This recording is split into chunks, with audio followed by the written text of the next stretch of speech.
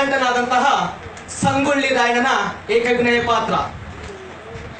ನಾನು ಇಲ್ಲಿ ನಿಂತು ಮಾತನಾಡಿದರೆ ಸಂಗೊಳ್ಳಿ ರಾಯಣ್ಣದ್ದು, ಒಂದು ವೇಳೆ ಇಲ್ಲಿ ನಿಂತು ಮಾತನಾಡಿದರೆ ಗೌಡರದ್ದು, ಇಲ್ಲಿ ನಿಂತು ಮಾತನಾಡಿದರೆ ಬ್ರಿಟಿಷ್ ಅಧಿಕಾರಿದು. ನಮಸ್ಕಾರಪ್ಪ ರಾಯಣ್ಣ, ನಮಸ್ಕಾರ.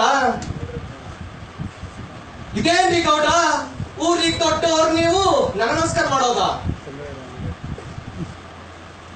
ಅಲ್ಲಪ್ಪ ರಾಯಣ್ಣ, ನೀವು ಹೋಗಿದ್ದು ಆ ಕಿತ್ತೂರು ಚೆನ್ನಮ್ಮನ ಕೆಲಸಕ್ಕ, ಹೌದಲ್ವಾ? ಹೌದ್ರಿ. ಓಡಿ ಹೋದ ಆ ಕೆಂಪು ಮುಸುರೆ ಕೋತಿಗಳು ಮತ್ತೆ ಯುದ್ಧ ಬಂದಾರಂತ. ಆ ಕಂತಿ ನಾಯಿಗಳ ಮೆತ್ತಗೆ ಮಾಡಿ ಇನ್ನೊಮ್ಮೆ ಕಿತ್ತೂರಂದ್ರ ಉರಿ ಚಳಿ ಬರ್ಬೇಕ. ಏ ರಾಯಣ್ಣ, ಹೇಳಿ ಕೇಳಿ ನಾಯಿ ನರಿ ತಿನ್ನೋ ಜನ ಅವರಪ್ಪ.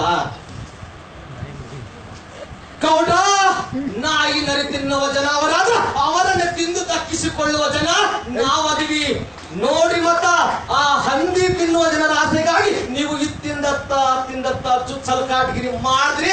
ಗೌಡ್ರಾದ್ರ ಚಿಂತೆ ಇಲ್ಲ, ನಿಮ್ಮನ್ನು ಜೀವಂತ ಕೊಟ್ಟು ಬಿಡ್ತೀನಿ, ಎಚ್ಚರ. ಏ ರಾಯಣ್ಣ, ಯಾಕೆ ಮಳು ಕುರುಬುರು ಕುರಿ ಹೋದ್ರಂತ ಒದರ್ತಿ?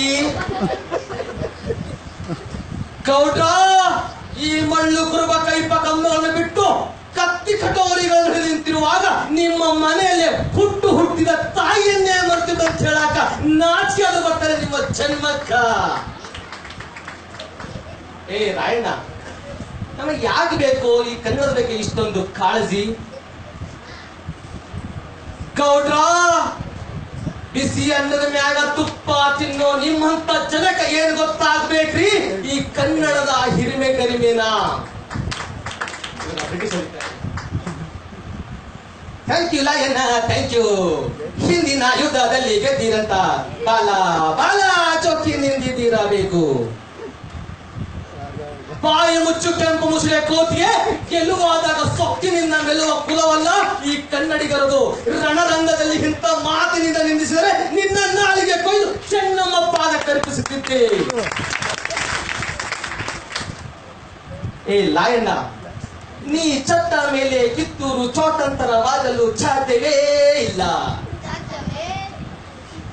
ಬಾಯಿ ಮುಚ್ಚು ಕೆಂಪು ಮುಸುರೆ ಕೋತಿಗೆ, ಇಂದು ಒಬ್ಬ ರಾಯ ಸತ್ರು ಮುಗಿಯಲಿಲ್ಲ.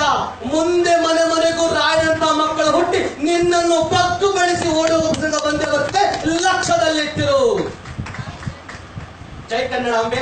ಈ ಒಂದು ಕನ್ನಡ ವೆಲ್ಫೇರ್ ಸೊಸೈಟಿ ಬೇರೆ ಒಂದು ರಾಜ್ಯದಲ್ಲಿ ಬಂದು ಕನ್ನಡಿಗರ ಸಮಾವೇಶವನ್ನ, ಕನ್ನಡೋತ್ಸವ ಕಾರ್ಯಕ್ರಮವನ್ನ ಹಾಗೂ ಕನ್ನಡ ಪರ ಸಂಘಟನೆಗಳನ್ನ ಗುರುತಿಸಿ ಆ ಒಂದು ಆಯೋಜನೆ ಮಾಡುತ್ತಂತಹ ಪೂಜಾರಿ ಸರ್ ಅವರಿಗೆ ನನ್ನ ಅನಂತ ಕೃತಜ್ಞತೆಗಳು. ಅದೇ ರೀತಿಯಾಗಿ ಎಲ್ಲರ ಹತ್ತಿರುವಂತಹ ಪ್ರತಿಭೆಗಳನ್ನ ಅವರನ್ನು ಗುರುತಿಸಿ ಅದಕ್ಕೆ ವೇದಿಕೆಯನ್ನು ಕಲ್ಪಿಸಿಕೊಡುವಂತಹ ತಮ್ಮೆಲ್ಲರಿಗೂ ಹಾಗೂ ಕನ್ನಡ ವೆಲ್ಫೇರ್ ಸೊಸೈಟಿಗೂ ನನ್ನ ಅನಂತ ಶರಣಾರ್ಥಿಗಳು, ಧನ್ಯವಾದಗಳು. ಜೈ ಕನ್ನಡಾಂಬೆ.